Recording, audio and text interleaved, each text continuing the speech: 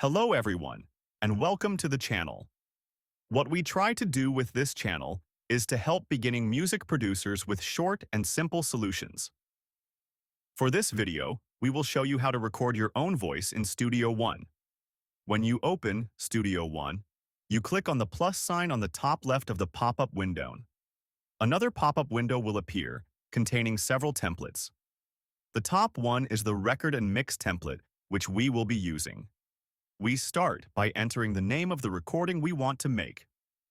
For this tutorial, we will name this Recording My Voice. In the section below, you can select the path of where you want to store your recording. Click on the three dots to select the folder you prefer. For this tutorial, we selected a folder called Demos. Next, we select the sample rate. The most common used is 44.1 kHz. When you have done all this, we can start our project by clicking OK on the bottom right of the window. Studio One has now created a new blank project. Our next step is to create a track on which we can record our voice. You can either do this by going to the top of your screen, click on the track section, and select Add Audio Track Mono.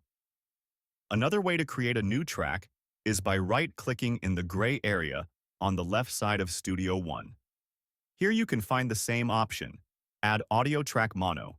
Select this to create a new empty track. If you want to make your track a little bigger for better viewing, you can do so by hovering on the bottom of the left side of your track. You can see your mouse cursor changing. Simply left. Click and hold and drag down to the size you prefer. The next step is selecting your input device. In our case, our microphone is connected to our audio interface line 1. Select your input device from the pull-down menu right here. Now we need to arm our track for recording. As you can see, our track is automatically armed for recording when we created it. You can tell as the record icon is red. When disarmed, it turns to your default color. When armed, it turns red. Before we can start recording our voice, we want to make sure we can hear ourselves when recording. Next to the record button, there is a little loudspeaker icon. We call this the monitor button. When selected, you will hear your voice in your headphones or speakers during recording. When turned off, you will record, but during recording you will not hear your own voice. The next thing to do is make sure you are not clipping. Clipping will distort the signal, resulting in bad quality recordings. You easily see when you are clipping by looking at the metering bar on the right of the monitoring button you just turned on. When this metering bar is in green, you are good to go. When in orange, or even worse, in red, make sure you lower the output gain of your interface or microphone. Before we start recording, we will rename our track to a more convenient name. In this tutorial, I will rename the track to My Voice. By default, the track is called Track 1. Simply apply a double left click on the words Track 1 to change the name of the track. We now are ready to record our voice. To start recording, hit the record button on the bottom of your Studio One window.